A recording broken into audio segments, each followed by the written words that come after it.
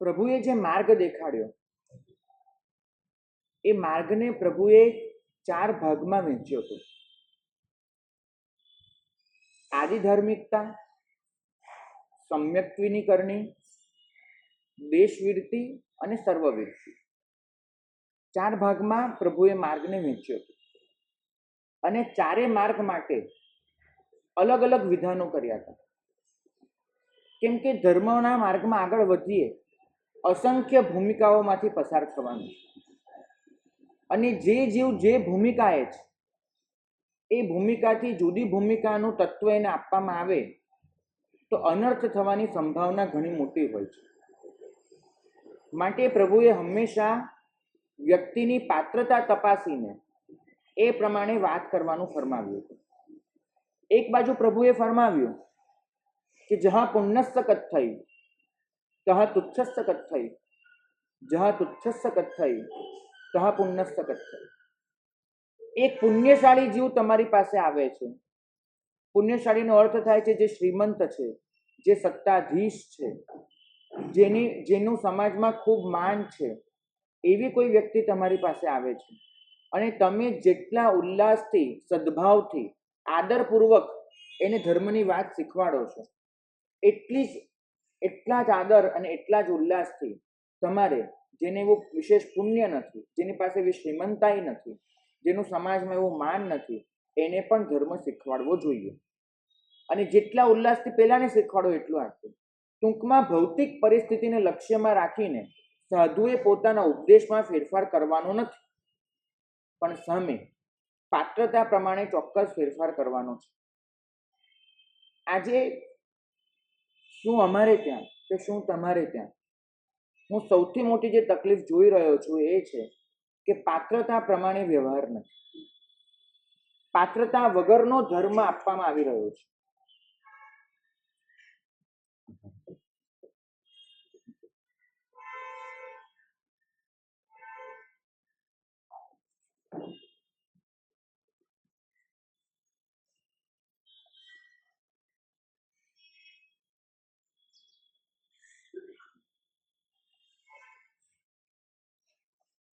પહેલા અમારી વાત કરું, તમારે ત્યાં દરેક ગુરુ ભગવાન લગભગ પોતાનો કોઈ યોગ લઈને બેઠા છે. મોક્ષે જવાના અસંખ્ય માર્ગ છે, અસંખ્ય યોગ છે. જે ગુરુઓ છે એમને કોઈક માર્ગે આત્મકલ્યાણ જડ્યું હોય છે અને એ માર્ગ એમને પોતાનો અપનાવ્યો હોય છે.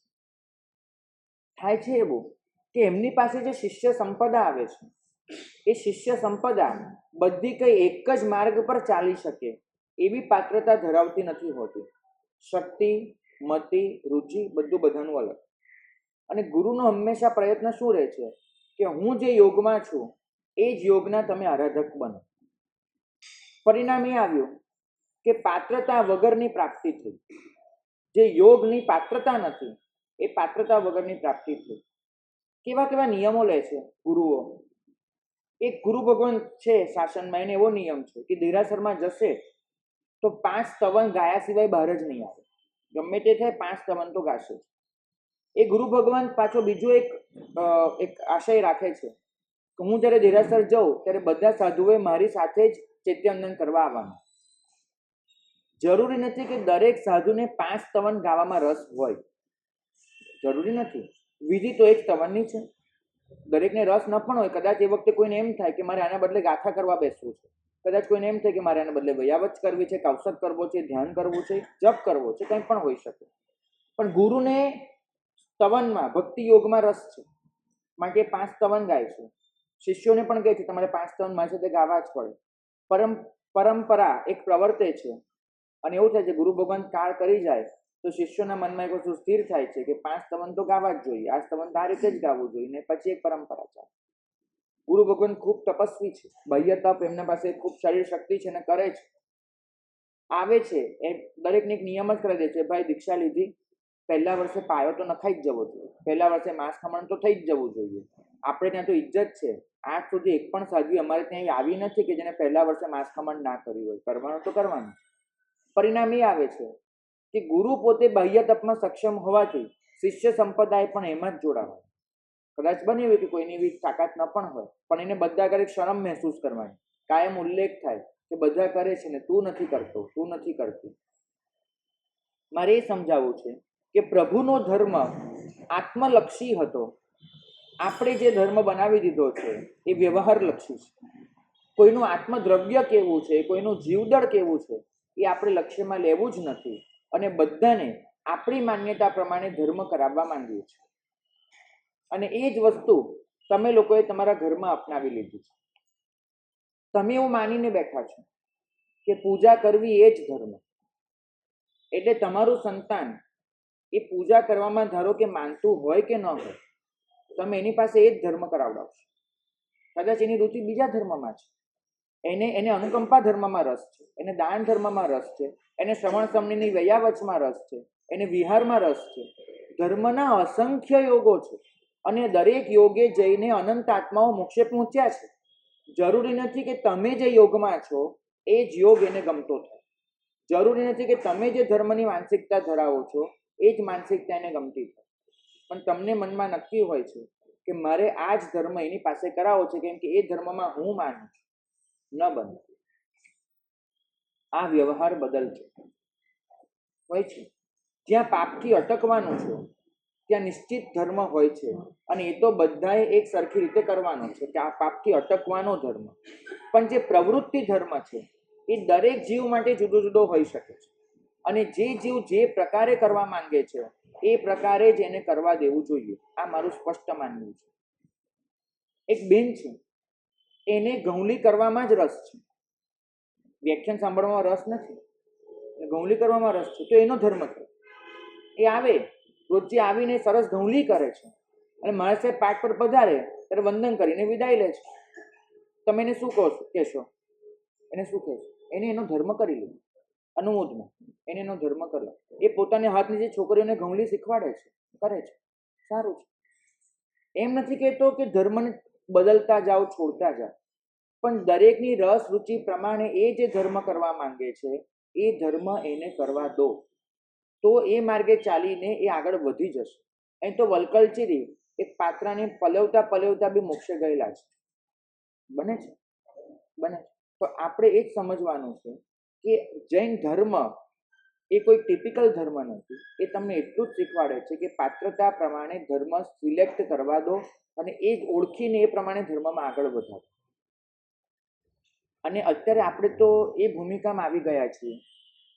ગઈકાલે જે મુદ્દો અહીંયા જે થોડાક શ્રાવિકા બહેનો આવ્યા તેની સાથે ચર્ચા કરી હતી, એ જ મુદ્દો મને રાત્રે મન થયું કે બધા સાથે વહેંચવા જેવો છે, એટલે ફરીથી થોડું રિપીટેશન ગઈકાલ બપોરનું કરીને પણ આ મુદ્દાને વધુ સ્પષ્ટ કરું કે આપણા સંતાનો જે આપણે ત્યાં જન્મ્યા છે એ હજુ સુધી સમ્યક્ત્વ પામ્યા નથી.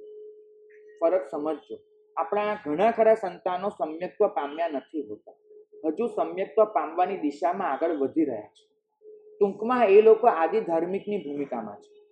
સમ્યક્ત્વ પ્રાપ્ત કરતા પહેલાની ભૂમિકા જે આદિ ધાર્મિકતા છે એની ભૂમિકામાં છે.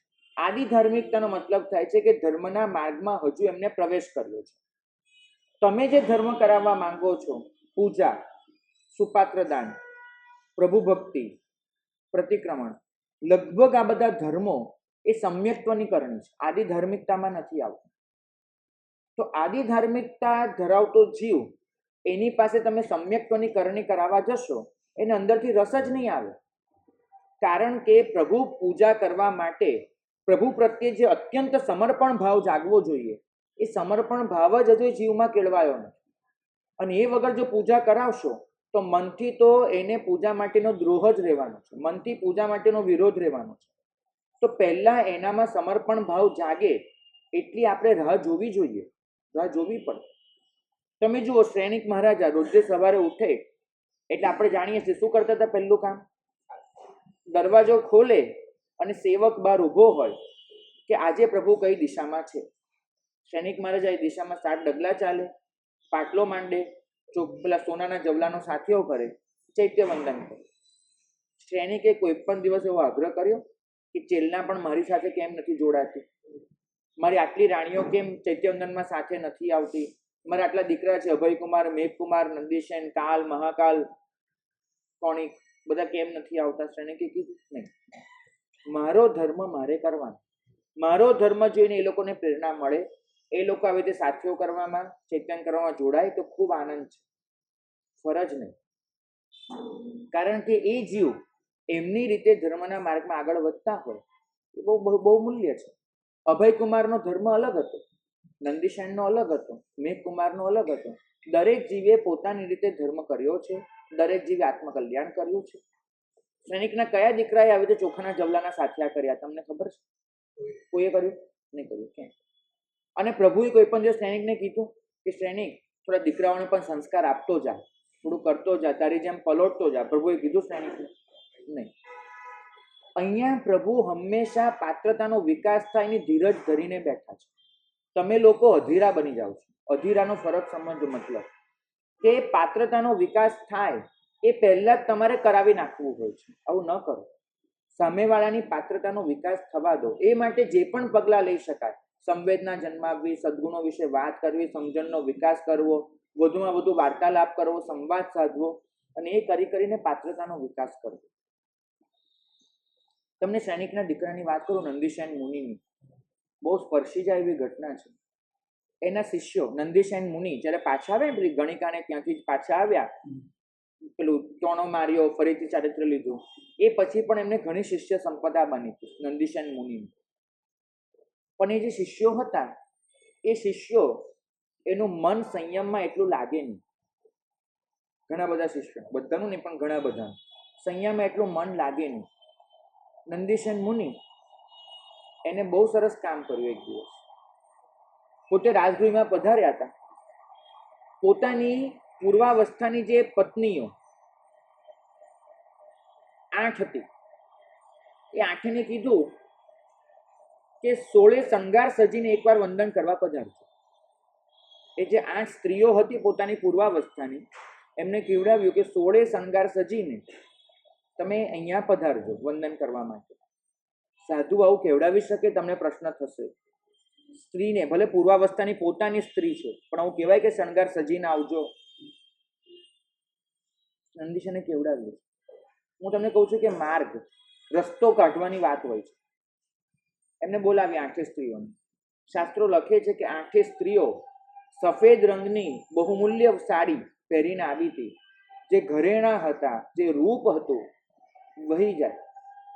સામે 8 સ્ત્રીઓ એક પ્રશ્ન પણ નથી કર્યો કે મહારાજ, અમારો પતિ, તમે પતિ હતા, સંસારમાં નથી, અમારાથી શણગાર કેવી રીતે કરાય? આજ સુધી અમે શણગાર કર્યો નથી, તો હવે કેવી રીતે કરાશે? તમે દીક્ષા લીધી, અમે સંસારમાં રહ્યા છીએ, એનો મતલબ એ તો નથી થતો ને કે અમે આવા મોજશોખ કરીશું. કાંઈ જ નહીં. મહારાજે કીધું છે કરવાનું. ગઈ 8 સ્ત્રીઓ, શણગાર સજીને ગઈ, વંદન કર્યા. નંદીશેન મુનિ એમને 5 મિનિટ હિત શિક્ષા આપી. 8ને કીધું કે તમે જાઓ. 8ને પાછે ઘરે મોકલી આપ્યા. શાસ્ત્રો લખે છે કે નંદીશેન મુનિને આવું કરવાની જરૂર શી પડી? નંદીશેન મુનિએ કીધું કે મારે જે કરાવવું હતું એ થઈ ગયું.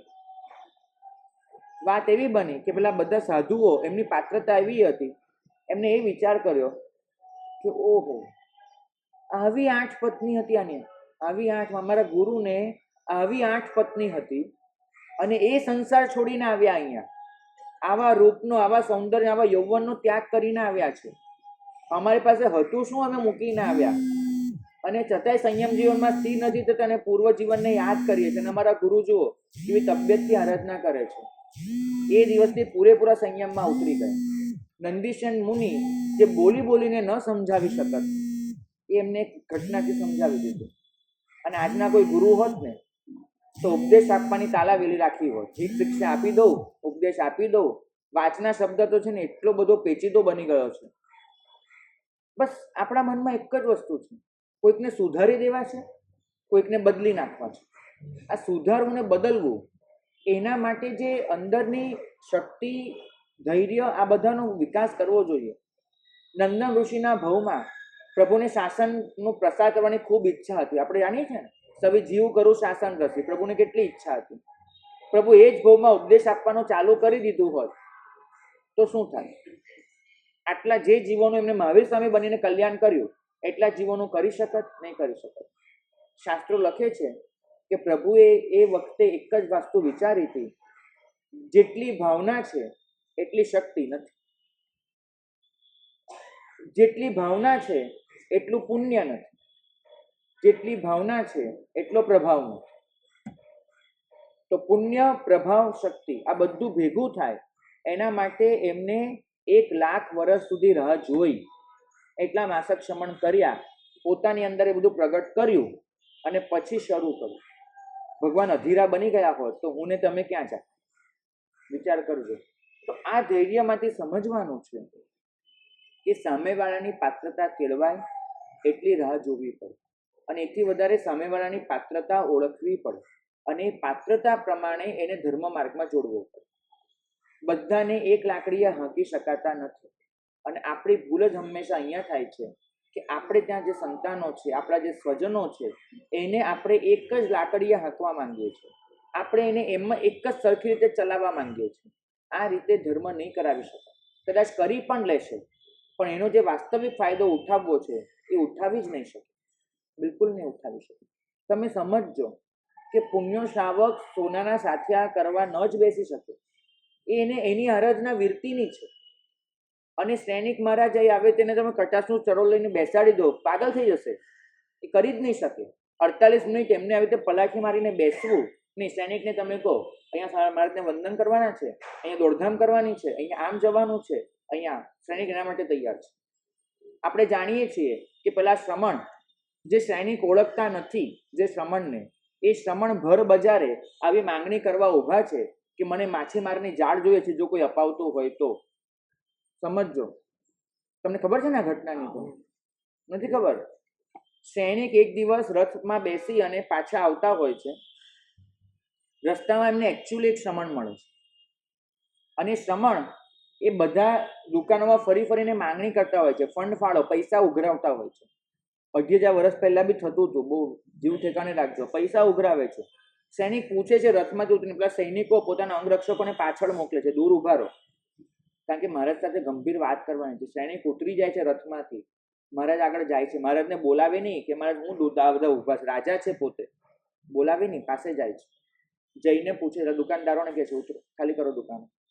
દુકાનદારોને મોકલે છે, મહારાજને ઊભા રાખે છે. મહારાજ શું છે? શેનો ફાળો? શેનો ફાળો એટલે પૈસા જોઈએ છે. આ શાસ્ત્રમાં લખાયું છે કે આટલી કઠોરતાથી જવાબ મળ્યા છે. પૈસા જોઈએ છે. પૈસા શેના માટે? પૈસા. શેના પૈસા એટલે તું તો કંઈ આપતો નથી બધાને, જે કરવું પડે કરવું પડે. માછલા પકડવા છે, વેચવા છે, એટલે માછીમારની જાળ બનાવી છે, માછલા પકડવાની જાળ. પૈસા જોઈએ છે એના માટે. 3 સોનામોરની જાળ બને, મારી પાસે નથી એટલે ફાળો કરું છું. મારા સાહેબ તો શું કરશો એ જાળનું? જાળનું શું કરવાનું હોય? માછલા પકડીશ, વેચીશ, પૈસા આવશે, એનું કામ કરીશ, મારે પૈસા જોવે છે. પણ મારે શેના માટે? શું કહ્યું છે? શેના માટે? એટલે ચૂકવવાના છે મારે. શેને ચૂકવવાના છે? તો કે પેલી ગણિકા છે ને તે રાત રહીને આવ્યો છું, તેને પૈસા ચૂકવવાના છે મારે. મહારાજ એટલે ગણિકાને ત્યાં રાત રહેવાનું તે નકરો હોય. ગણિકા એમને એમ ન રાખે. એક રાતના પૈસા ઉધાર રાખીને આવ્યો છું અને પાછું એનું એટલું ઉધાર નથી, બધું કરવું પડે ત્યાં આગળ. થોડું પીધું બી ખરું, થોડું ખાધું બી ખરું, બધાના પૈસા ચૂકવવાના છે. સાચું કહેજો કે જીવનમાં આવું તમને સાંભળવા મળે. બીજું તો ઠીક, શ્રમણ ધર્મ પરથી ભરોસો હલી જાય. આપણે કાંઈ સાંભળે ન સાંભળે, એકચ્યુઅલી હલી જાય, પૂરેપૂરો ભરોસો હલી જાય. સૈનિકે એ મહાત્માને પણ પોતાના ઘરમાં મહેલમાં પધરાવ્યા છે. મહાત્માને કીધું છે કે સાહેબ, હવે આપે આ મહેલ છોડીને બહાર ક્યાંય નીકળવાનું નથી. આપ અહીંયા રહો, આપણે બધી ભક્તિ થઈ જશે, બધું સચવાઈ જશે, આપણા જે પૈસા ચૂકવવાનું બધું ચૂકાઈ જશે, પણ હવે આપે મારી નજર સામે રહેવાનું છે. આપ અહીંયા રહો. આવી જ ઘટના એમના જીવનમાં ગર્ભવતી સાધ્વીજીની પણ બની છે. એમને એવા સાધ્વીજી મળ્યા છે જે આવી રીતે રસ્તે ફરતા હતા, આંખમાં અંજન છે, પેટ વધેલું છે. સૈનિક પૂછવા જાય છે કે સાહેબ, તો કે ક્યાંક કુંડાળામાં પગ પડી ગયો, હવે આને મારી નાખવું, શું કરું? જન્મ તો આપવો પડશે ને, એના માટે પૈસા જોઈશે ને, કે મારે ખાવું છે, મને ભૂખ લાગે છે, આપવું પડશે. સૈનિકે એ સાધુજી ભગવંતને પડદાવાળા રથમાં બેસાડ્યા છે. પડદાવાળા રથમાં બેસાડીને પોતાને ત્યાં લઈ ગયા છે. ચેલ્લાને બોલાવી છે. ચેલ્લા, આ તારી રૂમ, આ રૂમમાં એક પણ દાસીનો પગ પડવો ના જોઈએ. આજથી આ રૂમમાં એક પણ દાસી આવવી ના જોઈએ. અને આ સાધુજી ભગવાન એમને સંતાનનો જન્મ અપાવવા સુધીની બધી જવાબદારી તારી. કોઈ ભૂલ નહીં. આ 4 દિવાલની બહાર, તારા રૂમની બહાર બીજી એક પણ રાણીને ખબર ન પડવી જોઈએ કે આપણે ત્યાં સાધુજી આવ્યા છે. ધર્મને બચાવો, આ એની વાત. એટલે સાધ્વીજી, બોલો સાધુ, આ સૈનિકની ભૂમિકા છે. તમને લાગે છે કે તીર્થંકર નામકર્મનો બંધ થઈ ગયો, નામ થયું તેમ થયું, શું ભાઈ નૌકારસી વગર પૂછવા આવે છે કે સાહેબ એવો કોઈ અમલ દેખાડો, નૌકારસી પણ ન કરાય, તીર્થંકર નામકર્મ બંધાઈ જાય સાહેબ, એવું અમારે પણ કાંઈક શીખવું છે. મેં કહું કે ભાઈ સૈનિક જેવા પેલા બનો તો ખરા. સાચું કહેજો, એ જગ્યાએ તમે હોત તો શું કરો? આવી રીતે ગર્ભવતી સાધ્વીજીને જુઓ છો, મગજ ફરી જાય. કાં તો એમ થાય બે લાફા ઠોકી દઈએ, કાં તો એમ થાય ફોટો પાડીને સોશિયલ મીડિયા મૂકે કે શું શ્રમણ ધર્મ થઈ ગયો છે, કાં તો એમ થાય કે જઈને આને પૂછ્યું તમારા ગચ્છાધિપતિ કોણ છે કે વાત કરવા દો. કશું જ નહીં. સીધા સાધુજીને લીધા, પહેલા શાસનને મલિનતામાંથી બચાવી દે. એમને સાધુજીને કીધું કે સાહેબ બધું જ સચવાઈ જશે, બધું જ સચવાશે, ખાલી એક વસ્તુ કરજો કે આપની આ વાત હવે પછી બહાર કોઈને કહેશો નહીં. બસ એટલી મારી માંગણી છે. આપનું સંતાન પણ સૈનિક સાચવી લેશે. આપને સંતાન સાથે જીવવું હોય તોય સગવડ થઈ જશે. અને સંતાનને અહીંયા મૂકીને આપનું શ્રમણ જીવન પાછું પાડવું હોય, આપ કહેશો ગુરુ ભગવાન પાસેથી પ્રાયશ્ચિત લઈ આપીશું, બધું કરીશું, પણ સાહેબ શાસન બચાવી લેશે. બસ આટલી એક વાત. આ જે સમર્પણ છે ને શાસન માટેનું, તીર્થંકરની ભક્તિ તો દેખાય છે, શાસનનું સમર્પણ ક્યાં દેખાય છે સૈનિકનું? મેં તો બહુ ટૂંકાણમાં ઘટના કીધી છે. આ બંને પ્રસંગો બહુ વિસ્તૃત રીતે લખાયેલા છે, વાંચજો ક્યારે, તમને સમજાશે કે શ્રાવકો કેવા પીઠ અને ગંભીર હતા. અને પરિણામ એ સૈનિક એ સામાયિક કરવા ના બેસી શકે, એને ધર્મ જ ન ફાવે. પ્રભુએ એક પણ દિવસ સૈનિકને કહ્યું કે સૈનિક મહિને એકાદું સામાયિક તો ચાલુ કર, થોડો વીરતી ધર્મમાં આવ ભાઈ. પ્રભુએ સૈનિકને એટલું કીધું કે સૈનિક વીરતીની આરાધના નથી તો તને નરકમાંથી કોઈ બચાવી નહીં શકે. કરવું ન કરવું તારી મરજીની વાત. હું તો તને એક સિદ્ધાંત દેખાડી દઈશ. અને વીરતી ધર્મનો મહિમા એના મનમાં વસે એટલે એકવાર એને કહી દીધું કે નરકથી બચવું હોય તો પુણ્ય શ્રાવકનો એક સામાયિક લઈ આવો. ભગવાનને ખબર છે કે હું સામાયિક કરું તમને પુણ્ય મળે, એવું બને ખરું? આ કઈ કેવી રીતે બને? એવું થતું હોત તો કેટલાને તારી નાખ્યા હોત, એવું નથી થતું. તો એ સૈનિકને મોકલે છે. તીર્થંકર પોતાના જીવનમાં જૂઠ ન બોલે, તીર્થંકર પોતાના જીવનમાં અસંભવ વાત ન કરે, તીર્થંકર પોતાના જીવનમાં એવી પ્રેરણા ન કરે કે જે નિષ્ફળ જવાની હોય. 3 સિદ્ધાંત છે. એમની વાતમાં જૂઠ ન હોય, એ કોઈ દિવસ અસંભવિત વાત ન કરે, અને એવી પ્રેરણા ન કરે કે જે નિષ્ફળ જવાની હોય. 3 સિદ્ધાંતનો ભંગ કર્યો છે પ્રભુએ. કેમ કે સૈનિકને સમજાવવું છે, સૈનિકના માધ્યમથી આપણને સૌને સમજાવવું છે કે ભક્તિ કરતા વીરતી ચડિયાતી છે. તમે ભક્તિ કરો, લક્ષ્ય તો વીરતીનું રાખવાનું છે. સૈનિકને સમજાવ્યું છે કે પુણ્યાય તારી આગળ માથું નથી નમાવાનું. સૈનિક પુણ્યાને તારે પુણ્ય આગળ માથું નમાવાનું છે. પુણ્યને એવું કહેવું નહીં પડે કે એક દિવસ સૈનિકનું જે ચૈત્યવંદનનું જે સોનાના સાથિયા સાથેનું પુણ્ય તું લઈ આવ. પુણ્યને એમ નહીં કહેવું પડે, મારે તને જ કહેવું પડશે સૈનિક કે એનું એક સામાયિકનું પુણ્ય લઈ આવ. પુણ્ય તારા કરતાં ઉપર છે, કેમ કે વીરતીના ઘરમાં છે. સૈનિક તો ભક્તિના ઘરમાં બેઠો છે, તારે વીરતી સુધી પહોંચવાનું છે, લક્ષ્ય એ રાખજે. તો પ્રભુ આવું કરીને દરેકની પાત્રતાનો વિકાસ કરવા માટે તમે કમસે કમ પ્રભુને જુઓ, કેટલા માર્ગો લીધા છે એમને, જેનો જે માર્ગે વિકાસ થતો હતો. રેવતી એને કોઈ દિવસ સમવસ્ત્રમાં બોલાવી જ નથી. પ્રભુએ સાધુને કીધું કે જા રેવતીને ત્યાં જા, એને મારા માટે જે ઔષધ બનાવ્યું છે એ ન લાવતો, ખુદના માટે જે ઔષધ બનાવ્યું છે લઈ આવ. પ્રભુએ મોકલ્યા, સ્પેશિયલ રેવતીને ત્યાં સિંહ અણગારને મોકલ્યા છે, સિંહ નામના અણગારને. હોરાવતા રેવતીએ તીર્થંકર નામકર્મ બાંધી દીધું છે, જે સમાવસ્ત્રમાં નહોતું બંધાવાનું. કોઈ કે ભક્તિ કરીને તીર્થંકર નામકર્મ બાંધ્યું, કોઈએ ગોચરી ઓરાવીને બાંધ્યું, કોઈએ શ્રમણ જીવનમાં બાંધ્યું, કોઈ અહીંયા બાંધ્યું. પ્રભુએ દરેકની ભૂમિકા બદલવાનો પ્રયત્ન નથી કર્યો. એ ભૂમિકાએ જે ધર્મ આપી શકાતો હતો એ ધર્મ આપી દીધો છે, અને એનાથી એમનું કલ્યાણ કરી દીધું છે. રેવતીને સામાયિક કરવા નથી બેસાડી, સુલસાને પ્રભુ ભક્તિમાં નથી જોડી, સૈનિકને જે હતું એ પ્રમાણે કહી દીધું છે. દરેકને પોતીકો ધર્મ આપી દેવો એ પ્રભુનો સિદ્ધાંત છે. અને આપણો સિદ્ધાંત એક જ છે કે મારો ધર્મ એ તારો ધર્મ કેમ નથી બનતો. અહીં તો જે રોજ અષ્ટપ્રકારની પૂજા કરે છે એ બીજાને સતત કીધા કરે છે કે અષ્ટપ્રકારી પૂજા તો કરવી જ જોઈએ. અહીં જે રોજે સામાયિક કરે છે બીજાને એમ કહે છે સામાયિક તો કરવું જ જોઈએ. જે સ્વાધ્યાય કરે છે એમ કે સ્વાધ્યાય વગર ઉદ્ધાર નથી.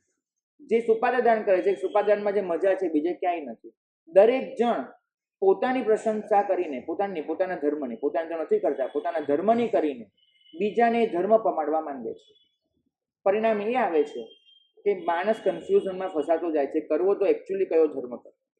આ 5 વર્ષથી પણ મહાત્માઓ એક જ કામ કરે છે, એમને જે ધર્મમાં રસ છે એ ધર્મ એની પ્રરૂપના કર્યા કરે છે.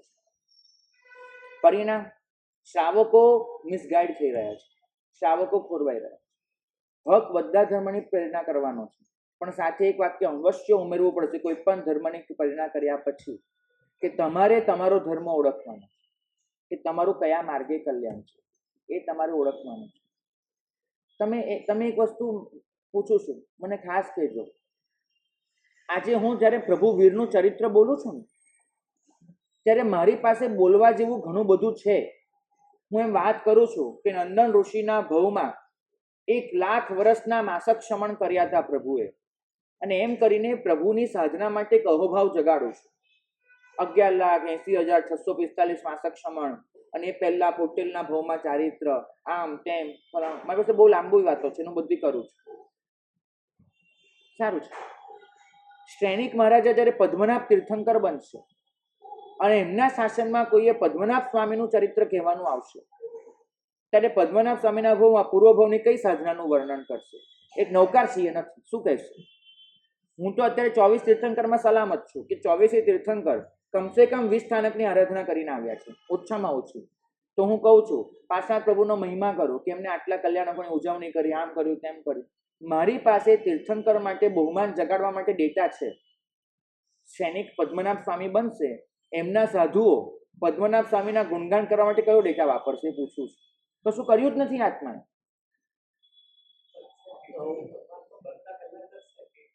કઈ હવે નરકમાં છે, નરકમાંથી સીધા તીર્થંકર બનવાના છે, સીધા તીર્થંકર છે, વચ્ચે કશું છે જ નહીં.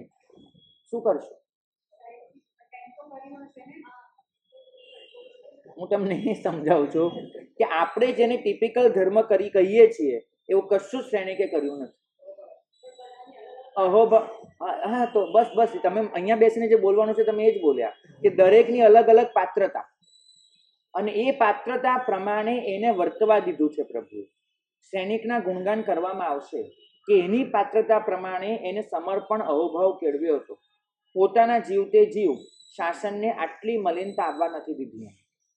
પોતાના જીવનમાં એને જે પણ કર્યું તો નરક જવું પડ્યું છે, શાસનને બચાવી લીધું છે, અને ગમે તે રીતે કરીને આ જે એનો અહોભાવ સમર્પણ છે એ સમર્પણ એને તીર્થંકર નામકર્મ સુધી પહોંચાડી દે છે. તો સૈનિકના એટલે પદ્મનાભ સ્વામીના ગુણગાન કરતી વખતે સાધુએ આવા ધર્મની વાત કરવી પડશે. મારી તમારી જેમ 1,00,000 વર્ષના માસક શમનની વાત નહીં કરી શકે, એમને આ વાત કરવી પડશે. સમજવાનું એ છે કે આદિ ધાર્મિકતાની ભૂમિકાએ જે ધર્મ પમાડવાનો નથી હોતો, તમે લોકો તમારા સંતાનોને એ ધર્મ પમાડવા માંગો છો. માટે તમને એમ લાગે છે 3 ફરિયાદ બધાની છે. નવી પેઢી ધર્મથી વિમુખ થતી જાય છે, ધર્મથી દૂર થતી જાય છે, આ પહેલી ફરિયાદ છે. બીજું, અમે ગમે તેટલું કહીએ તો એમને માનવું નથી ને સામે દલીલો કરવી છે. અને ત્રીજું કે બધાને અહીંયા રડવું છે કે સાહેબ અમે તો તરી જઈશું પણ એ લોકોનું શું થશે, આ બધાને રડવું છે. દરેક મા બાપ આ 3 વસ્તુ લઈને આવી જાય છે. આ ચિંતા એટલે થશે કેમ કે એમની પાત્રતા પ્રમાણે ધર્મ નથી આપ્યો. જો પાત્રતા પ્રમાણે ધર્મ આપ્યો હોય, અસંખ્ય ધર્મો છે, તો ચોક્કસ ચિંતા ના કરવી પડે. તમને ચિંતા એની હોય છે કે તમે જે ધર્મ કરાવવા માંગો છો એ ધર્મ નથી કરતા. એ પ્રમાણે અસંખ્ય યોગોમાંથી કયા યોગમાં જોડી શકાય છે એની ખેવ ના કરવાની, એ તપાસવાનું અને એ પ્રમાણે જોડવાનું. જો આપણે પ્રમાણે ચાલીશું તો નહીં થાય. અહીં તો જુઓ, પીઠ મહાપીઠ પણ છે, બાહુ સુબાહુ પણ છે. આ શાસનમાં 4 જણાએ સાથે દીક્ષા લીધી છે, બરાબર. બાહુ સુબાહુએ શું કર્યું છે? બાહુ મુનિ એમને ગોચરી લાવવામાં બહુ જ રસ છે. બધાની ગોચરી લાવો અને એ રીતે ભક્તિ કરો. એક દિવસમાં 500 જણની ગોચરી લાવે છે, 30 વખત જોડી લઈને ફરે છે. એક વખતમાં 10-15 જણની ગોચરી લાવીને મૂકે, મહાત્માઓને વપરાવે, પાછા જાય, બીજી વાર, ત્રીજી વાર. દરરોજની 500ની નહીં, પણ હાઈએસ્ટ આંકડો જીવનમાં 500, એક દિવસમાં 500ની ગોચરી લાવીને પહોંચાડેલો છે. સુબાહુ મુનિ એને રસ છે બધાની વિશ્રામણા કરવામાં, ખૂબ રસ. એક દિવસમાં એમને 500 મુનિઓના પગ દબાવ્યા છે, હાથ દબાવ્યા છે, માથું દબાવ્યું છે, શરીર શુશ્રૂષા કરી છે. બાહુ બને છે ભરત ચક્રવર્તી, સુબાહુ બને છે બાહુબલીજી, પીઠ મહાપીઠ. એમને ભણવામાં રસ છે. એ લોકો ભણી ભણીને આગળ વધી રહ્યા છે. એ બ્રાહ્મીને સુંદરી બને છે. 4 જણ સરવાળ સિદ્ધમાં છે, 4 જણ મોક્ષમાં છે. અહીં તો ગુરુ, એક જ ગુરુના 4 ચેલા છે. મારે એ કહેવું છે. અહીં તો એ ગુરુ હોત તો બાહુ, કાં તો બાહુને કે બાહુ ચોપડી લઈને બેસી જાય. શું બાહુ, બસ બરાબર છે વૈયાવર, કમસે કમ તારે આટલું તો ભણવું જ પડે, તને આટલું તો આવડવું જ જોઈએ, ગીતાર તો તારે બનવાનું જ છે. અને પીઠ મહાપીઠને કીધી હોત કે ચલો જોડી પકડો, આવું તો થોડી બેસી રહેશે ચોપડી લઈને, ગુજરી જાઓ, આમ કરો તેમ કરો. નહીં, દરેકને પોતાના ધર્મમાં જોડ્યા છે, તો એમનું કલ્યાણ થયું છે. અને આટલી આટલી કથાઓ તમે સાંભળો છો તો એ તમારા મગજના દરવાજા ખુલતા નથી. તમારે તો એ જ કરાવવું છે કે જે તમે કરાવવા માંગો છો. માટે રડવું છે, માટે ચિંતા કરવી છે, અને માટે આર્ત ધ્યાન કરવું છે.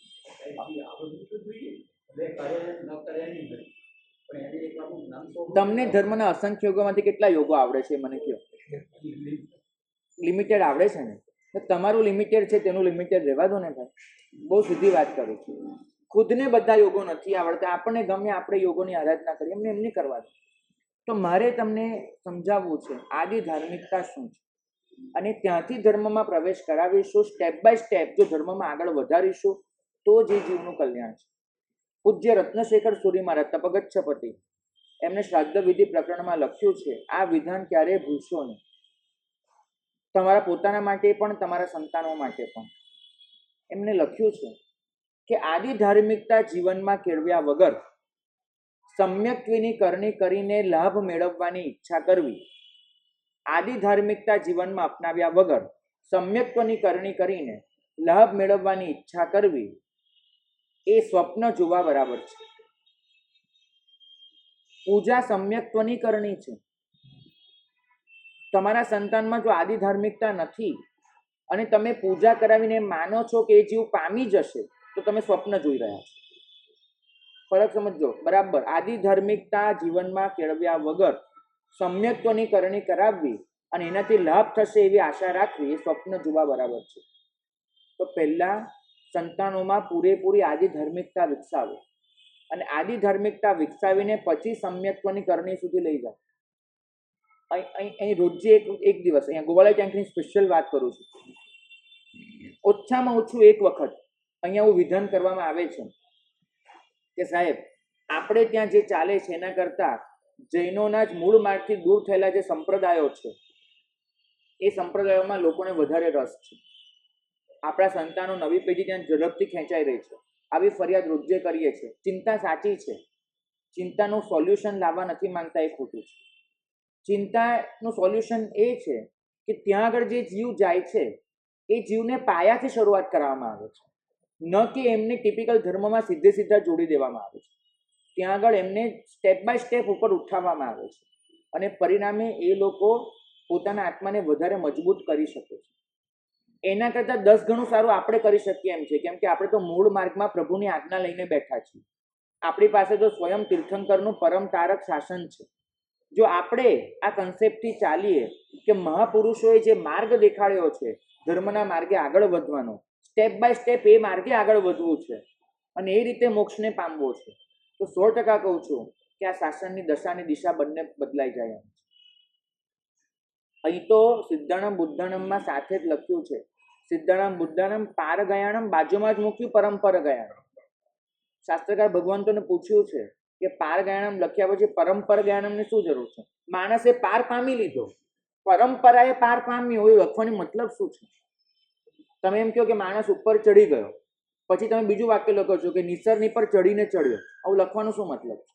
માણસ ચડ્યો તો ચડ્યો, નિસરણીથી ચડ્યો કે કૂદકો મારીને ચડ્યો, શું ફરક પડે છે?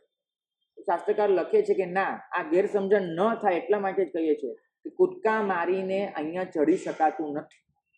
એ સમજાવવા માટે પરંપરા ગયાણમ મૂક્યું છે કે પારને પામ્યા છે પણ પરંપરાએ પામ્યા છે, સ્ટેપ બાય સ્ટેપ આગળ વધ્યા છે. અને એટલા માટે ધર્મના માર્ગે સ્ટેપ બાય સ્ટેપ આગળ વધજો એ સમજવા માટે દરરોજે તમારી પાસે બોલાવવામાં આવે છે કે પાર ગયાણમ પરંપર ગયાણમ.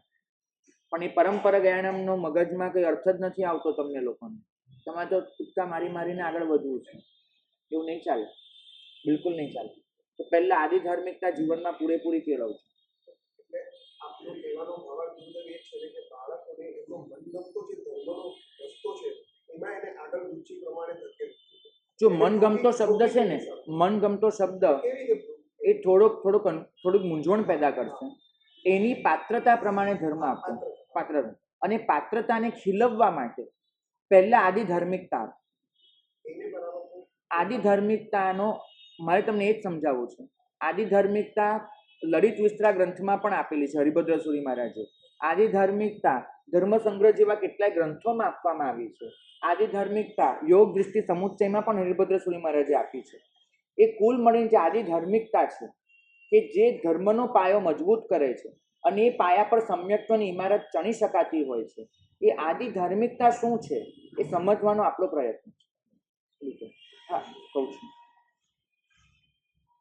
પહેલી વાત એ છે કે આદિ ધાર્મિકતા વિશે આ રીતે આપણે સમજી શકીએ એના માટે મેં પોતે લખાણ કરવાનું ચાલુ કર્યું છે આ બધા શાસ્ત્રોના આધારે કે ભાઈ કરી શકાય. અને એ લખાણ સંઘને દર ગુરુવારે દર રવિવારે 15 થી 20 લીટી લખીને અર્પણ કરવામાં આવે છે. તો નિયમિત રીતે તમારે એનો સ્વાધ્યાય કરવો હોય તે રીતે કરી શકો છો. જે પહેલાં 9 લખાણ થયા છે એ 9 લખાણની મારી પાસે આવી રીતે કોપી પણ છે. કોઈને વાંચવી હોય તો જોઈ શકે છે.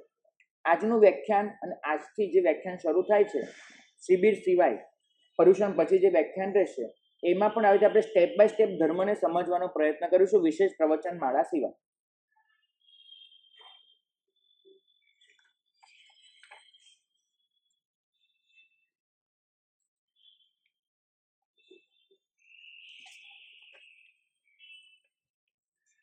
કેટલાક શાસ્ત્ર વચનો એનો સીધો અનુવાદ તમારી સામે રજૂ કરું છું કે સમ્યક્ત્વ, વિરતિ વગેરે વિશેષ ધર્મ પ્રાપ્ત કરતા પહેલા ગૃહસ્થનો જે સામાન્ય ધર્મ જીવનમાં અપનાવવો જોઈએ તે બહુ જરૂરી છે. એ સામાન્ય ધર્મ અપનાવ્યા વિના જીવનમાં સીધો જ વિશેષ ધર્મ અપનાવીએ તો એ ધર્મનું જે વાસ્તવિક ફળ મળવું જોઈએ એ નથી મળતું.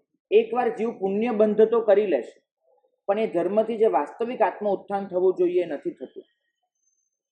સામાન્ય ધર્મ જે વ્યક્તિ જૈન કુળમાં જન્મેલી છે અને જે વ્યક્તિ જૈન કુળમાં જન્મેલી નથી બંને વ્યક્તિ અપનાવી શકે છે અને એ ધર્મના પાલન દ્વારા વાસ્તવિક રીતે જૈન ધર્મ પાળવાની યોગ્યતા કેળવી શકે છે. આ તમે જ્યારે જોશો ને આ ધર્મ સામાન્ય ધર્મ જેને આદિ ધાર્મિકતા કહેવાય છે ત્યારે તમને એક વસ્તુ સમજાશે કે આ ધર્મ સૌથી વધારે સંવેદનાનો વિકાસ કરવામાં માને છે. કારણ કે આપણું આખું કલ્ચર જેટલું પણ છે જૈનોનું, કે જૈનોનો જેટલો પણ સાધના માર્ગ છે એ સાધના માર્ગ એ મૂળભૂત રીતે ઊભો છે અહિંસા પર. અહિંસા એ જ પરમ લક્ષ્ય છે આ સાધના માર્ગનું. અને અહિંસા પ્રભુનો એક સિદ્ધાંત છે કે અહિંસા જૈના સ્વરૂપની ન હોવી જોઈએ, મૈત્રી સ્વરૂપની હોવી જોઈએ. ફરક સમજો. અહિંસા જૈના જીવદયા સ્વરૂપે તો થાય જ છે પણ જૈના અને જીવદયા કરતાં મૈત્રી સ્વરૂપની અહિંસા જીવનમાં આવવી જોઈએ. હવે આ સ્વરૂપ વચ્ચેનો ફરક તમને સમજાવું કે જ્યારે એક મકોડો અહીંયા આવતો હોય છે એ મકોડાને હું અહીંથી આમ કરીને દૂર કરું છું, આ મારી યત્ના થઈ, જૈના થઈ. પણ જરૂરી નથી કે ત્યારે મકોડા સાથે હું મૈત્રી ભાવ અનુભવતો. હું તો મકોડાને એટલે બચાવું છું કે મને ડર છે કે મકોડો જો નીચે આવી ગયો અને મારાથી મરી ગયો તો મને પાપ લાગશે. તો પ્રભુ કહે છે કે આ તમારી જે અહિંસા છે એ સ્વાર્થમૂલક અહિંસા છે. તમે તમને બચાવવા માંગો છો માટે અહિંસા કરો છો, તમે મકોડાને બચાવવા નથી માંગતા. જો તમને એવું ખબર પડી જાય કે મકોડો મરવાથી પાપ નથી લાગતું તો આ ક્ષણે પણ તમે આ કરવા તૈયાર નથી. તમે માત્ર તમારી જાતને બચાવી લેવા માટે સ્વાર્થ બુદ્ધિથી મકોડાને બચાવી રહ્યા છો. મકોડાને મિત્ર ગણીને નથી બચાવતા. આ ફરક સમજ. હા, તો એ બચાવવામાં પણ ભાવ એ છે કે મારો આત્મા પાપથી બચી જાય, કર્મ બંધથી બચી જાય. બરાબર? તો આ સ્વાર્થમૂલક અહિંસા છે. સ્વાર્થમૂલક અહિંસા એ તાત્કાલિક ધોરણે કર્મબંધમાંથી બચાવે પણ પ્રભુનો માર્ગ એમ કહે છે કે તમે વધુ ને વધુ જડ બનતા જશો કેમ કે સ્વાર્થની સંકુચિતતા જીવનમાં આવશે. તમે જડ જ બનવાના છો, તમે સ્વાર્થમાં જ રમવાના છો, મૈત્રી ભાવ નથી આવવાનો. તો મૈત્રી ભાવ આવશે ત્યારે શું થશે પ્રભુ કહે છે કે અનુકંપા જીવનમાં આવશે. જૈનાનું સ્થાન અનુકંપા લેશે. અનુકંપાનો મતલબ બરાબર સમજજો કે કંપન. જ્યારે જીવ પીડા અનુભવે ત્યારે એનું શરીર કંપન અનુભવતું હોય છે. આપણે પણ જોઈએ છીએ કે આપણે જ્યારે પીડામાં જઈએ તો આપણું શરીર ધ્રુજારી અનુભવે. એ કહેવાય છે કંપન. અને કંપન, કોઈનું કંપન આપણામાં કંપન જન્માવે એ કહેવાય અનુકંપા. એનો મતલબ થાય છે કોઈકની પીડા જોઈને આપણે ધ્રુજારી અનુભવી લઈએ, અનુકંપા છે. અનુકંપા મૈત્રી ભાવ વગર શક્ય જ નથી. મૈત્રી ભાવ વગર તમે દયા કરી શકો, અનુકંપા ના કરી શકો. દયાહીન ભાવથી થતી વસ્તુ છે એના ટિપિકલ અર્થમાં. તો તમે મૈત્રી ભાવ વગર દયા કરી શકો, અનુકંપા નહીં. અનુકંપા કરવા માટે તો તમારે સંપૂર્ણ મૈત્રી ભાવ અનુભવવો પડે અને એ જીવને હું જ છું, મારું આ પોતિકું આત્મદ્રવ્ય છે, સબ્બ ભૂયપ્પ ભૂયસ્થ, એ જે પ્રભુનો સિદ્ધાંત છે સર્વભૂતાત્મ ભાવ, ત્યાં સુધી તમારે જવું પડે. તો જ તમે એ જીવની વાસ્તવિક અહિંસા કરી શકો. કર્મબંધમાંથી તો બંનેમાંથી બચાઈ જાય છે, પણ જીવ દળનો વિકાસ નથી થતો. કારણ કે એક અહિંસા સ્વાર્થમૂલક છે, એક અહિંસામાં પરમાર્થ છે. કર્મબંધ તો બરાબર છે, પણ ભાઈ એ જીવ અહીંયા નીચે આવી જશે અને જે પીડા અનુભવશે એ એની પીડા નહીં રહે, મારી પીડા બની જશે. હું એ જીવની પીડા સહન નહીં કરી શકું, માટે મારે એ જીવને બચાવી લેવો છે. આ એની સાથે તમે તમારા આત્મદ્રવ્યને જોડ્યું, આ મૈત્રી ભાવનો વિકાસ થયો, આ સંવેદનાના સ્તરની વાત થઈ.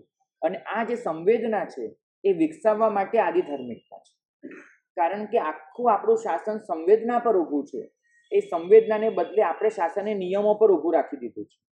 જે શાસન પ્રક્રિયા પર ઊભું હતું એ શાસનને આપણે ક્રિયા પર ઊભું રાખી દીધું છે. તો સંવેદનાનો વિકાસ કરવા માટે આ બધું જરૂરી છે. માટે ભગવંતો જે અમને વાક્ય બોલ્યું એ કહે છે કે શાસનની આરાધના કરીને પણ વાસ્તવિક જે ફળ મેળવવાનું છે એ નહીં મેળવી શકે. મૈત્રી ભાવથી એક મકોડાને બચાવો અને સ્વાર્થ બુદ્ધિથી જૈણા કરો, બહુ મોટો ફરક છે. કર્મબંધ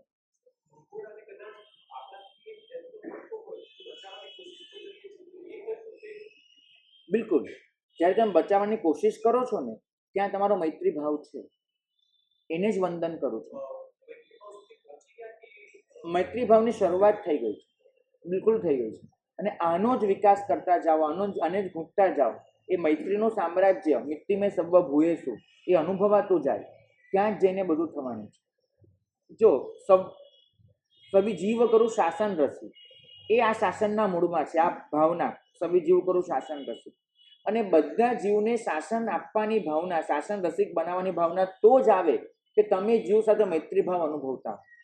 બાકી તો ઘણા મુંડ કેવલી છે જે લોકો માત્ર પોતાનું કલ્યાણ કરીને મોક્ષે જતા રહ્યા છે.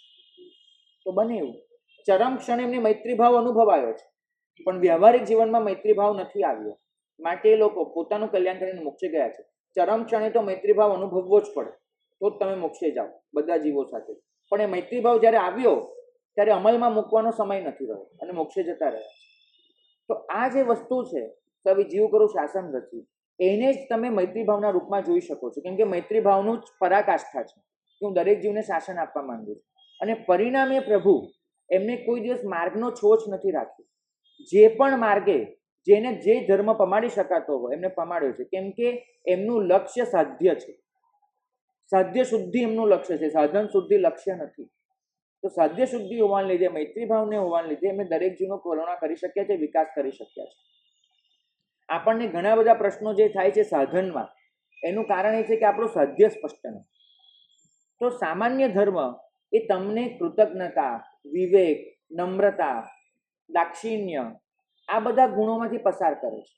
અને એ બધા ગુણોમાંથી પસાર થયા પછી તમે એટલા રુજુ બની જાઓ છો કે રુજુ બનેલી ભૂમિકામાં એક નાનકડું બીજ વવાય ને એ પણ શત મુખ્ય ઉગી નીકળે છે. નૈસાર એનું ચરિત્ર વાંચીએ, શાસ્ત્રકાર ભગવંતો હેમચંદ્રાચાર્યથી શરૂ કરીને બધા જ હંમેશા ફરમાવે છે કે તમે ઘટનાને ન જોતા, એ ઘટના જે પાત્રતામાં ઝીલાય છે પાત્રતાને તપાસજો. કારણ કે આવી રીતે નવકાર તો કેટલાને મળ્યો હશે, મને તમને પણ મળ્યો, બધાને મળ્યો. કેમ આપણે તીર્થંકર બનવા તરફ આગળ નથી વધી ગયા? કારણ કે ઘટના બની એ પહેલાં જે પાત્રતા હતી એ પાત્રતા નથી કરી. અહીંયા જેઠ મહિનો આવશે ને એટલે વરસાદ ચાલુ થશે, પણ ખેડૂત તો વૈશાખ મહિનાથી કામ ચાલુ કરશે. જમીન આખી ખેડશે, જમીન ખેડીને ઉપર નીચે કરીને એક મહિનો મહેનત કરીને જમીનને પાત્ર બનાવશે કે જે જમીન પાત્ર બન્યા પછી એમાં બીજ વાવો ને એ ઉગી નીકળે, પાણી પડે એ ઉગી નીકળે, બીજને ઉગાડવાનું નિમિત્ત બને. આપણે લોકોએ શું કર્યું છે કે સંવેદનાથી પાત્રતા નથી કેળવી. આ માર્ગાનુસારીના 35 ગુણો આદિધાર્મિકતા બધામાંથી પસાર થઈને ખરેખર આ શાસનને ઝીલી શકીએ એવું અંદરનો પોત નથી બનાવ્યું. અને પોત બનાવ્યા વગર આપણે શાસનની આરાધના કરીએ છીએ તો પરિણામ શું આવે છે કે જે વાસ્તવિક લાભ ઉઠાવવો જોઈએ એ નથી ઉઠાવી શકતા. અહીં તો આપણે જાણીએ છીએ બધાનું આટલા આમ ચપટી વગાડતામાં કેવળ જ્ઞાન થઈ ગયા છે, ચપટી વગાડતામાં આગળ નીકળી ગયા, અને આપણે અહીં નહીં એવું કેમ? તો કારણ આટલું જ છે, કેમ કે બધા જીવો જબરજસ્ત પાત્રતા કેળવીને બેઠા હતા. પરિણામ એ આવ્યું કે ખાલી સર્ટિફિકેટમાં સહી કરવાની જ બાકી હતી, સહી થઈ નીકળી ગયા. બોલો ને.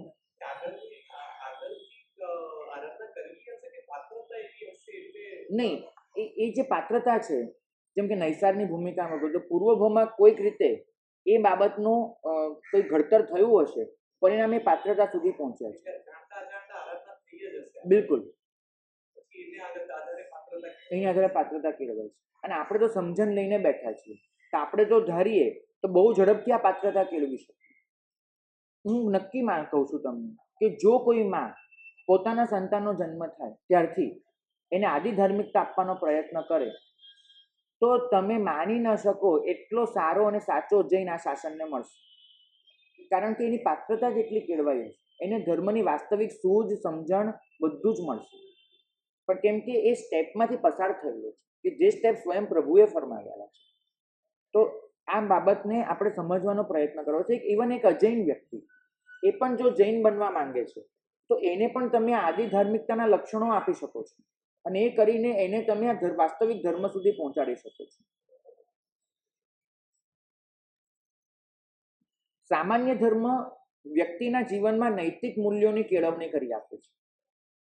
નૈતિક મૂલ્યો એક માણસને જવાબદાર નાગરિક બનાવે છે અને આવી વ્યક્તિ જ સમાજને મદદરૂપ થાય અને એક સારી દુનિયાનું નિર્માણ કરી શકે. તકલીફ શું થઈ છે કે પૂજ્યપાદ કલાપૂર્ણ સુરી મહારાજ, પૂજ્યપાદ ભદ્રંકર સુરી મહારાજ, પૂજ્ય પન્યાસજી ભદ્રંકર વિજયજી મહારાજ, આ બધી જે વિભૂતિઓ આ શાસનમાં થઈ, આ બધી વિભૂતિઓએ આ બાબત પર ધ્યાન આપવાનો અને ધ્યાન અપાવવાનો ભરચક પ્રયત્ન કર્યો. પણ એની સામે આ શાસનમાં ટિપિકલ ધર્મ કરાવનારા આચાર્યો ભગવંતો પણ બહુ બહોળી સંખ્યામાં થયા કે જેમને પોતે માની લીધેલો જે ધર્મ હતો પરંપરાગત રૂઢિપરસ્ત ધર્મ, એની જ વાતો વધારે કરી. પરિણામે આવ્યું કે આ વિભૂતિઓ શાસનને જે આપવા માંગતા હતા, તમને સાચું કહું છું કે પન્યાસજી મહારાજ, ભદ્રંકર વિજયજી મહારાજ, એમને જે 2 તિથિ પક્ષમાં રહીને પણ જે મૈત્રી ભાવનું આંદોલન જગાડ્યું હતું, અનબિલિવેબલ છે. આ શાસનમાં આજે પણ જે તમને પરસ્પરનો મૈત્રી ભાવ જોવા મળે છે, જો એના માટે સૌથી વધારે જવાબદાર જો કોઈને ગણવા હોય કે પન્યાસ ભદ્રંકર વિજયજી મહારાજ. એક બાજુ હિમાંશુ સુરી દાદા 16,000 આંબિલ કર્યા એમને. કેટલા આંબિલનો આંકડો છે? 16,000 કે આંકડો તો કદાચ ખોટો હશે કે જે બી પાકો આંકડો યાદ નથી, પણ હજારો આંબિલ એમને એ કર્યા. એટલા માટે કર્યા કે આ શાસનમાં મૈત્રી ભાવનો વિકાસ, બસ એના માટે આંબિલો કર્યા. આ શાસનમાં આવા મહાપુરુષો થાય, ભદ્રંકર સુરી મહારાજ, ઓમકાર સુરી મહારાજ, બધા કેવા પ્રયત્નો કર્યા મૈત્રી ભાવ માટેના.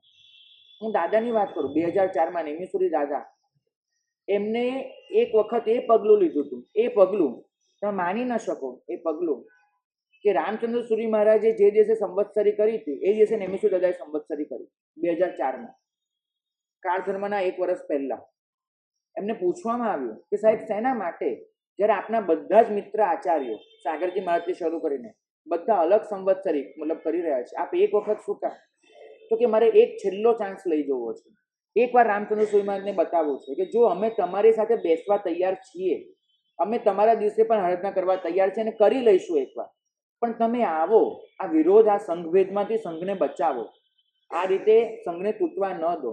ખુદ નેમિસુરી દાદાએ સમગ્ર નેમિસુરી સમુદાય સાથે એ રીતે આરાધના કરી છે, લક્ષ્યમાં લઈને કે ચલો એક વખત એમની આરાધના કરીને પણ એમને રાજી કરીને મૈત્રી ભાવનો વિકાસ કરી શકાતો. દાદાને પૂછ્યું હતું, દાદાએ કહ્યું છે કે સાધુ એ મૈત્રી ભાવના વિકાસ, બીજું સામાચારી કે બધી એક તરફ છે, મૈત્રી ભાવ એક તરફ છે.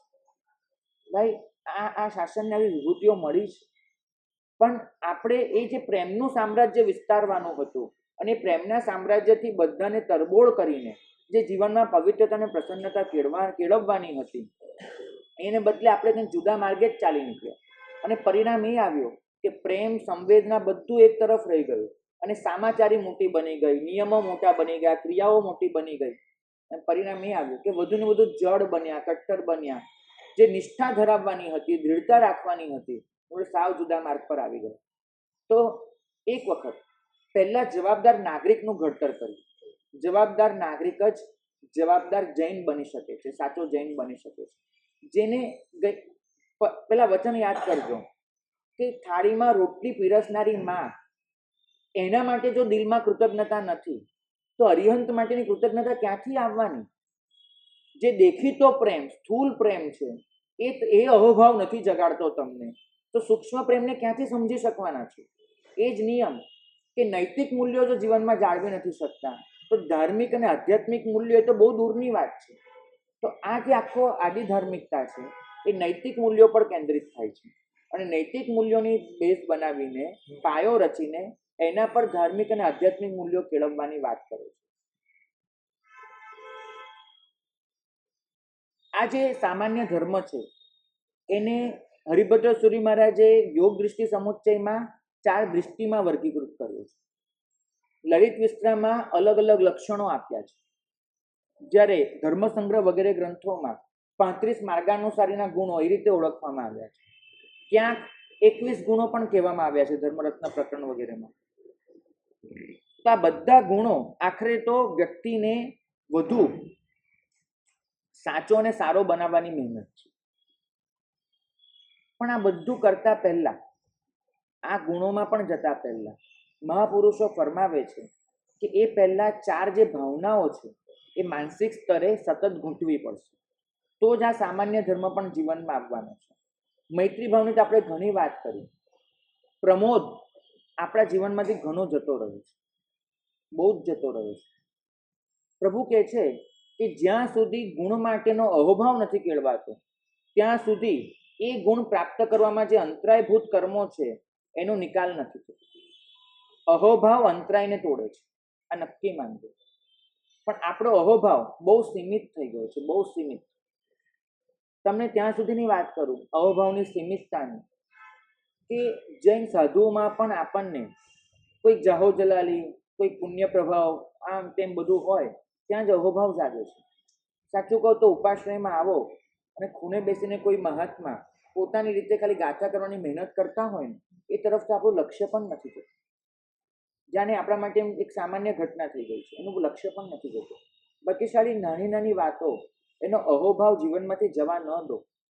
એ જે વિસ્મયનો ભાવ છે, જે અનુમોદનાનો પરિણામ છે, એ તમારી અંદરના કર્મોના ભૂકા કાઢી નાખશે, બધું કરી નાખશે. અહીં તો સાચું કહું છું, કૃષ્ણ મહારાજા પાસે કદાચ સમય છે 1000 વંદન કરવાનો, પણ અમારા શેઠિયા પાસે તો આચાર્ય સિવાય કોઈને માથું નમાવાનો ટાઈમ નથી. એ લોકો આચાર્યને જ માથું નમાવે છે, સાધુઓ પાસે તો જતા જ નથી. હું તો ખાસ કહું છું કે પહેલા વંદનની શરૂઆત નાનાથી કરજો, કારણ કે એ લોકોને તો કોઈ વંદન કરનારું નથી હોતું. તમારા વંદન આચાર્યને કદાચ તમારા વંદનની ન પડી હોય, નાના સાધુઓને જ્યારે વંદન કરો છો ને ત્યારે એમને ક્યારેક મનમાં એક શક્યતા આવે છે કે આટલા લોકો આપણને વંદન કરે છે, આ વેશની હવે આપણે ગરિમા જાળવવી પડશે, આ કરવું પડશે. તમે આચાર્યોની ખૂબ અનુમોદના કરો છો કે સાહેબ આપ આટલું કરો છો, આટલું કરો છો. નાના સાધુ પાસે જઈને ક્યારે અનુમોદના કરી? ક્યારે કરી? તમારી અનુમોદના એ લોકોને ખૂબ પરિણામમાં બદલવામાં સહાયક બને છે.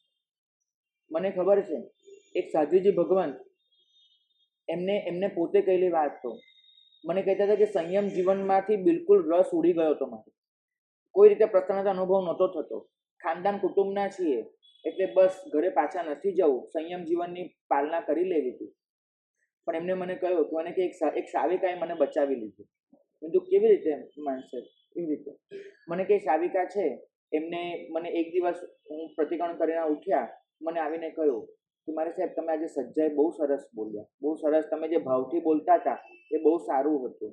એને એટલું કહ્યું એટલે મને થયું કે મારામાં પણ એવું કાંઈક છે કે જે લોકોને ગમે.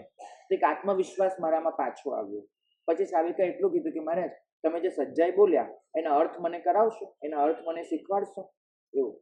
તો એમને મને તો અર્થ નહોતા આવડતા, પણ થોડું થોડું થાય. તો કે અર્થ પૂછવા માટે હું ગુરુ પાસે ગઈ, ગુરુ બહેનો પાસે ગઈ, એમ કરીને મેં પોતે અર્થ વિચાર્યા. તો મારો સમય જતો થયો બધું કરીને. અને કે મેં એમને સાવિકાને અર્થ કરાવ્યા, તેમને બહુ ભાવથી અર્થ કર્યા, બધું કર્યું. અને કે આટલું થયું મારા જીવનમાં તો મને એક પ્રવૃત્તિ મળી કે હું એક અર્થ વિચારું, આમ કરું તેમ કરું, જીવનની કોઈ સાર્થકતા મળી. અને એમ અને સાવિકા રોજે કે માસે તમે બહુ સરસ અર્થ કરાવ્યા બધું, તો મને અંદરથી એમ થાય કે નહીં બી આનંદ છે. અને કે રોજે હું રાહ જોઉં આખો દિવસ કે રાત પડે, પ્રતિક્રમ પૂરું થાય, પેલા સાવિકા આવે, હું એને કરાવું અને એ મીઠા શબ્દ બોલે. તો કે હું ટકી ગઈ. આ એક બહુ શાસનના જવાબદાર સાધ્વીજીએ કહેલી વાત છે એમના નાનપણની. મેં સાવિકાનો સંપર્ક કર્યો હતો. સાવિકાને પૂછ્યું હતું કે બેન તમને આ ભાવના કેવી રીતે થઈ હતી.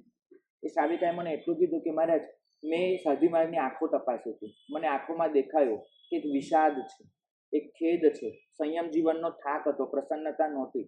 તો હું શું કરી શકું, એક કંઈક માર્ગ શોધતી હતી. સીધે સીધું કહેવા જાત કે શું તકલીફ છે, શું છે, શું નહીં, તો મારા સાહેબ કોઈ દિવસ નિકાલ આવતો નથી હોતો. મેં એમને ઉત્સાહ, હિંમત આપવાનો પ્રયત્ન કર્યો અને એ પ્રયત્ન મેં મારી રીતે કર્યો, એ થઈ ગયું. તો મારે એ કહેવું છે કે તમારી નાનકડી અનુમોદનાઓ કોઈકને ઉત્સાહ આપી દેશે, કોઈકને હિંમત આપી દેશે. આવું નાનું નાનું જે શાસનમાં સારું થાય છે, જો એ બધું તમે કરતા શીખશો તો આખરે પ્રમોદ ભાવનો જ વિકાસ છે. અને આ પ્રમોદ ભાવનો વિકાસ એ તમને પણ એટલા ઉપર લઈ જશે, સામેવાળા પાત્રને પણ લઈ જશે. તો જીવનમાં આવો પ્રમોદ ભાવ રાખજો. આદિ ધાર્મિકતા વિશે આગળ કાલે સાંભળીશું.